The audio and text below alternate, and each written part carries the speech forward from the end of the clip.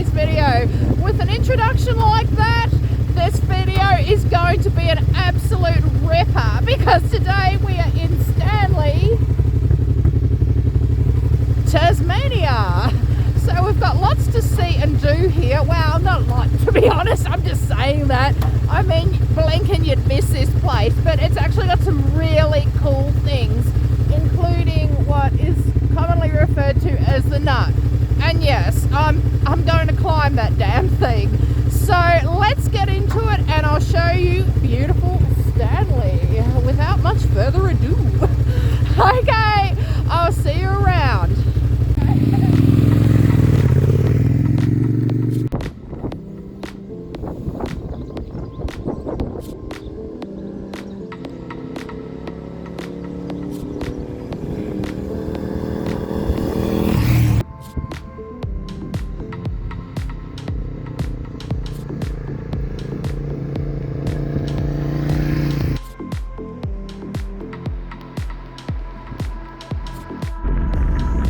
Stanley is a sleepy coastal fishing village with a population of a little over 500 people, and that's not including the beds. It's nestled in the northwest region of Tasmania. Now, not much happens here, but don't let that fool you into believing that the place doesn't matter. From a tourist perspective, Stanley bats amongst the heavy hitters for the attention of the travelling public and their dollars. Why? Well, it has some of the best views in Tasmania, both oceanic and the lovely farmland. It has what is left of a long extinct volcano. We call it the Nut. And it has Highfield House, which will leave your jaw on the ground with its outstanding colonial beauty. Now, Stanley doesn't do much, but what it does do is totally amazing and well worth the visit, in my humble opinion. And you and I are going to visit each and every one of them today. We are, I promise. If you have kaburaphobia, turn away right now. I promise you, turn away, because you're about to see the biggest lobster on this building that I've probably ever seen. Oh, and if you did happen to visit Stanley, you are spoilt for choice for accommodation, coffee shops, and a host of food choices. I've been known to jump on this motorcycle and ride across the state just so I can sit by the ocean, ponder life, and eat some of the locally caught seafood. Whether you are after pub food or some of the most exquisite delicacies money can buy, you are well catered for here. Just remember to dress for all seasons, as you never know what the weather is going to do. It's like a box of chocolates, you never know what you're going to get. Though I can guarantee it's going to be windy. It's always windy. Okay, we have some places to visit.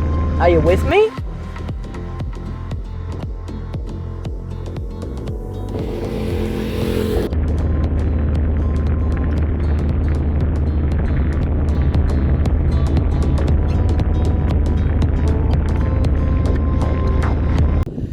Guys, so I'm at the Nut in Stanley on the northwest coast of Tassie, and there's a famous saying, well, I don't know whether it's that famous, but it's a well-known saying amongst Tasmanians that if you don't like the weather, wait 5 minutes, and I can truly attest to that today.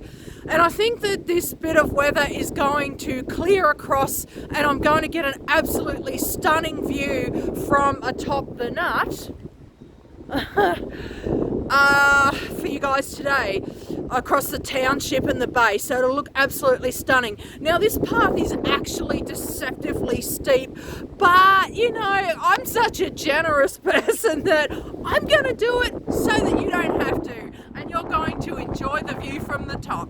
Okay, so I've got a few facts about the Nut and I'll tell you them on the way, as long as I'm not too much out of breath. Okay, let's get to it, guys. So how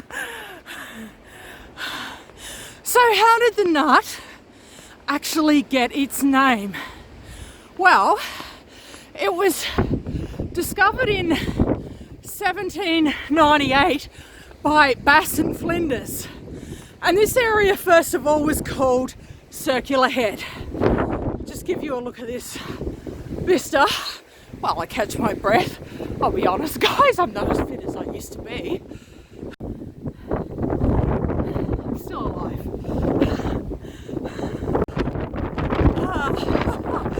It's a little bit breezy here today. I don't know what gets you that. Oh wow, but it's view. And it's actually getting clearer, so I think I'll be able to get you that shot. Anyway, it was so fun. I was coming up this hill with this family. We're coming up with a little 5-year-old daughter, and she goes, "Just quit." And I thought, I laughed. I thought, I'm not that old.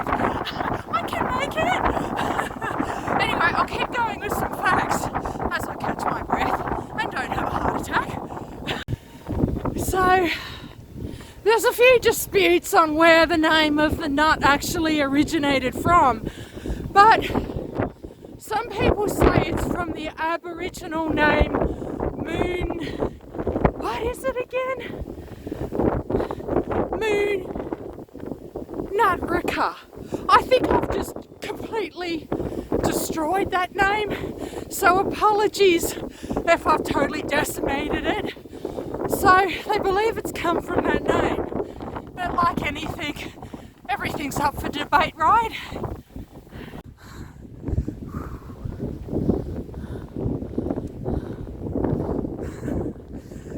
Okay, so we're here. So in 1892, the side of the nut was packed with explosives to create the breakwater. Now, apparently nothing actually happened, and therefore the locals said, "This is one tough nut to crack." That's actually a true story. So there's a couple of stories about which the nut was named the nut. Anyway, I think I've got a break in the weather, so I'm going to get a nice clear shot of the region for you. Don't say I never do anything for you guys. Okay, let's get there and I'll show you the beautiful township and the surrounding area.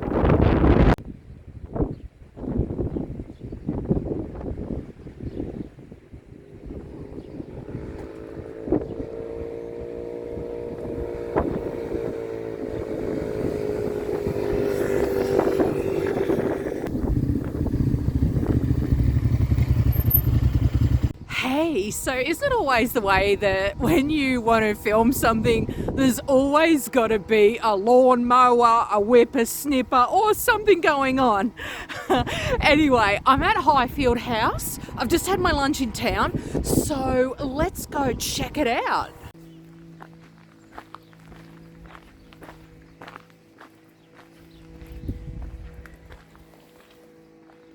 Okay, so there's quite a bit of history to this place, and actually this dates back to the 1800s, so yeah, this place has been around for a while. And I think what's interesting is that when they restored it, they didn't restore it like absolutely pristinely, so that they could keep the essence of the period to be a little bit more realistic, as it were. So that'll be interesting to see what that is like.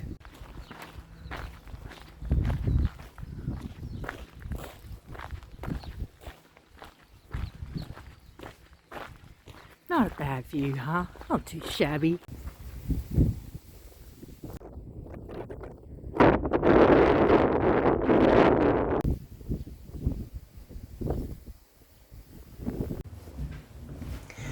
I have to admit to being torn when I visit a place like this. On one hand, you can't help but admire the old colonial architecture and the magnificence of it all. Just look at it. It's amazing. It's been sympathetically restored to the period. You can't help but wonder what it would have been like to live here well over a century ago. On the other hand, it came at such a monumental cost.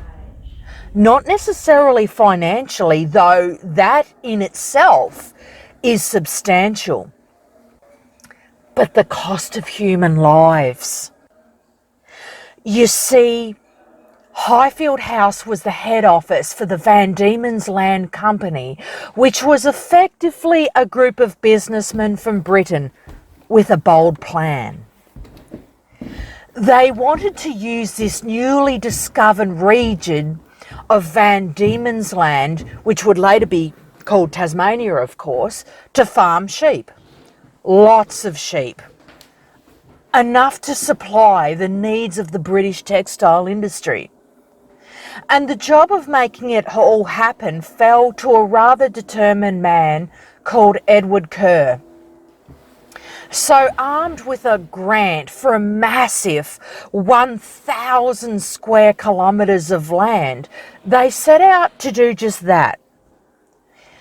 Now, you don't need me to tell you these times were hard.